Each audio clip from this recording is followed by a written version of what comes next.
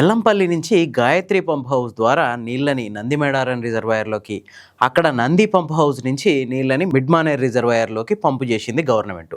13 రోజుల్లో మొత్తం 17 టీఎంసీల నీళ్ళని పంపు చేసింది. అయితే ఇక్కడ కాంగ్రెస్ బీఆర్ఎస్ మధ్య ఈ నీళ్ళ మీద ఒక వార్ జరుగుతుంది. చాలా ఇంట్రెస్టింగ్ ఉంటుంది. ఏంటంటే కాంగ్రెస్ పార్టీ ఏమంటుందంటే ఎల్లంపల్లి ప్రాజెక్టు మేము పూర్తి చేసినాం, సో ఎల్లంపల్లి నుంచి నీళ్ళు వస్తున్నాయి కాబట్టి ఆ నీళ్లు ఎల్లంపల్లివే, దీనికి కాళేశ్వరానికి సంబంధం లేదు అని కాంగ్రెస్ అంటది.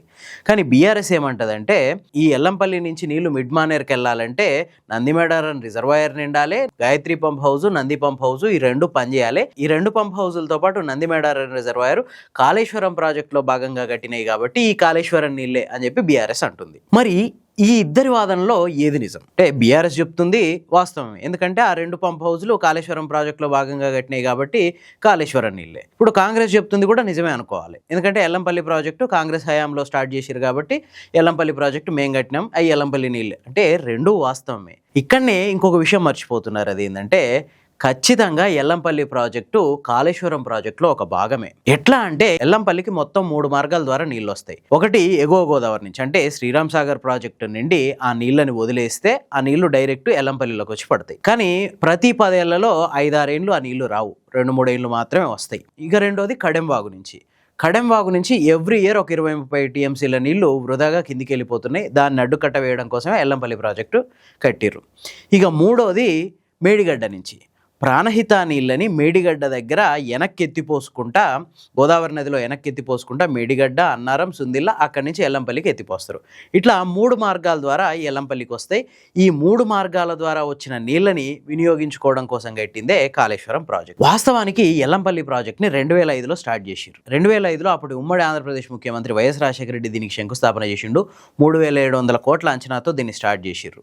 కానీ కాంగ్రెస్ ప్రభుత్వం ఈ ప్రాజెక్ట్ని పూర్తి చేయలేకపోయింది. ప్రాజెక్ట్ని పూర్తి చేయడం అంటే గోదావరి నదికి అడ్డంగా ఒక ఆనకట్ట కట్టి గేట్లు పెట్టి వదిలేసిర్రు, అంతే, అంతకుమించి ఏమీ చేయలే. మరి ప్రాజెక్టులో నీళ్లు నిలపాలంటే ప్రాజెక్టులో వెనక ఉన్న భూములకి పరిహారం ఇవ్వాలి. రైతుల భూములు మునిగిపోతాయి, ఊర్లు మునిగిపోతాయి, వీటన్నిటికీ పరిహారం ఇవ్వాలి. కానీ కాంగ్రెస్ గవర్నమెంట్ ఇవ్వాలి. 2005 నుంచి 2014 దాకా, అంటే 9 ఏళ్ల పాటు రూపాయి పరిహారం కూడా ఇవ్వలే. దాంతో ప్రాజెక్టులో నీళ్లు నిలపడానికి అవకాశం లేకుండా పోయింది. కానీ బీఆర్ఎస్ గవర్నమెంట్ వచ్చిన తర్వాత ఈ కాళేశ్వరం ప్రాజెక్టులో ఎల్లంపల్లి చాలా కీలకమైన రిజర్వాయర్ కాబట్టి దీన్ని కంప్లీట్ చేయడం కోసం 2052 కోట్ల రూపాయలని అక్కడ ఉన్న ప్రజలకి పరిహారం కింద ఇచ్చి వాళ్ళందరినీ అక్కడి నుంచి తరలించింది. దాంతో ఎల్లంపల్లి ప్రాజెక్టులో నీళ్లు నిలుపుకోవడానికి అవకాశం ఏర్పడ్డది. అయితే ఈ ఎల్లంపల్లి ప్రాజెక్ట్ నీళ్లు ఓన్లీ కాళేశ్వరంకి మాత్రమే రావు. ఎల్లంపల్లి ప్రాజెక్టుకే 1,63 ఎకరాల ఆయకట్టు ఉంది. దీంతో పాటు శ్రీరామ్ సాగర్కి చెందిన 1,00,000 ఎకరాల ఆయకట్టు స్థిరీకరణకు కూడా ఈ నీళ్ళని వాడాలి. ఇంతేకాకుండా 6.5 టీఎంసీల నీళ్ళని రామగుండంలో ఉన్న ఎన్టీపీసీకి ఇవ్వాలి.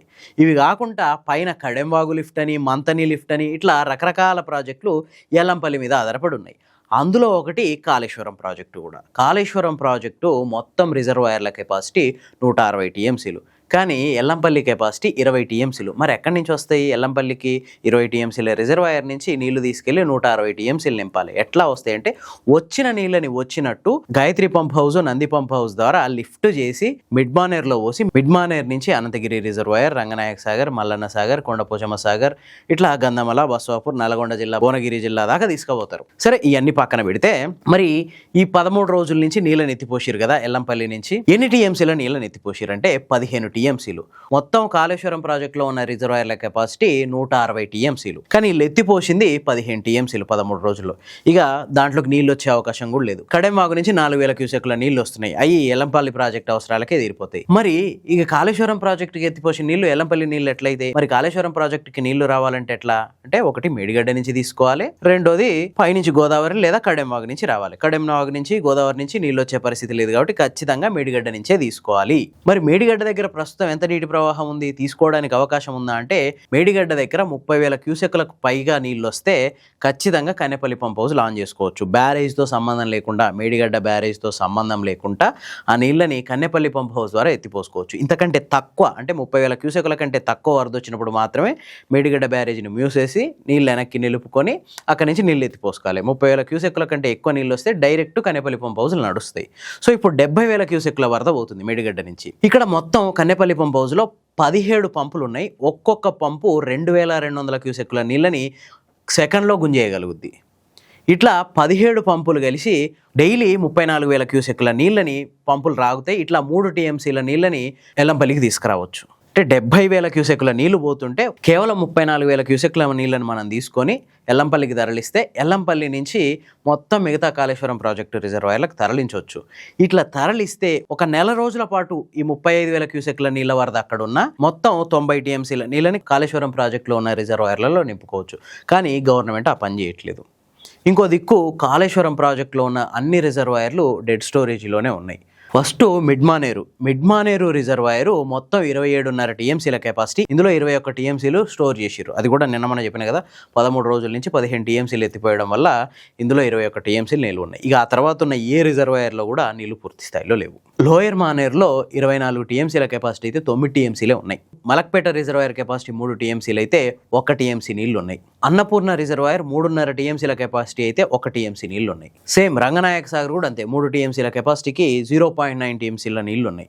మల్లన్న సాగర్ 50 టీఎంసీల కెపాసిటీ, దీంట్లో కేవలం 13 టీఎంసీల నీళ్లు ఉన్నాయి. కొండపోచమ్మ సాగర్ 15 టీఎంసీల కెపాసిటీ, ఉన్నది మాత్రం 6 టీఎంసీలు. ఇక నృసింహసాగర్ ఇది 11.39 టీఎంసీల కెపాసిటీ, ఉన్నది మాత్రం 0.5 టీఎంసీస్. సో ఇట్లా మొత్తం కాళేశ్వరం ప్రాజెక్టులో అన్ని రిజర్వాయర్లలో ఇప్పుడు పోయిన నీళ్ళని పోయినట్టు కనుక తీసుకొచ్చి నింపి పెట్టుకుంటే ఒక 90 టీఎంసీల నీళ్ళ దాకా నింపి పెట్టుకోవచ్చు. సో ఈ కరువు కాలం వెళ్ళిపోయిన దాకా వాటిని పొదుపుగా వాడుకోవడానికి అవకాశం ఉంది. కానీ అక్కడ నీళ్ళు ఎత్తిపోసుకోవడానికి అవకాశము ఉండి, ఇక్కడ నింపుకోవడానికి రిజర్వాయర్లు ఉండి, వరద కూడా పోతున్నా కూడా ఎందుకు పంపులను ఆన్ చేయట్లేదు? ఒకవైపు రిటైర్డ్ ఇంజనీర్లు కూడా చెప్పారు, మేడిగడ్డ బ్యారేజ్ అనేది నీళ్ళ తక్కువ ప్రవాహం వచ్చినప్పుడు మాత్రమే ఉపయోగించుకోవచ్చు, నీళ్ళు ఎక్కువ ప్రవాహం వచ్చినప్పుడు మేడిగడ్డ బ్యారేజ్తో సంబంధం లేకుండా కన్నెపల్లి పంప్ హౌస్ నుంచి నీళ్లు తీసుకోవచ్చు అని చెప్తున్నారు. మరి ఇట్లాంటి టైంలో ఎవరి ప్రయోజనాల కోసం 70,000 క్యూసెక్ల నీళ్ళని కిందికి వదిలేస్తుంది గవర్నమెంట్? మీకేమైనా తెలిస్తే కామెంట్స్లో చెప్పండి. ఈ వీడియో కనుక నచ్చితే లైక్ చేయండి, షేర్ చేయండి. ఇలాంటి మరిన్ని మంచి వీడియోల కోసం ది ఫోర్త్ ఎస్టేట్ ఛానల్ని సబ్స్క్రైబ్ చేసుకోండి.